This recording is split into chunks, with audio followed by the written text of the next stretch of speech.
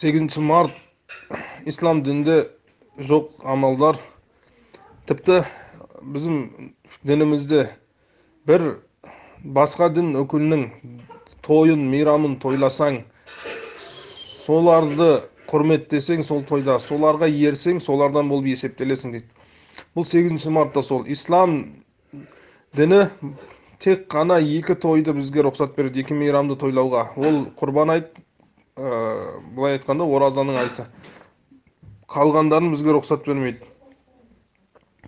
8 март мәселесінде егер оларды мақсат оларды құрметтеу, оларды сыйлау болатын болса, сол мейрамды шығарған адамдарды немесе сол мейрамды жақсы көріп тойлайтын болса, ол діннен шығуы да мүмкін. Сақ болыңыз.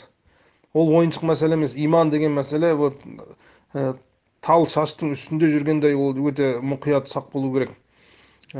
Кез келген ұнаған нәрсе ол рұқсат деген сөз емес. Дінде жүрміз ба, дінді шариғаттан алуымыз керек.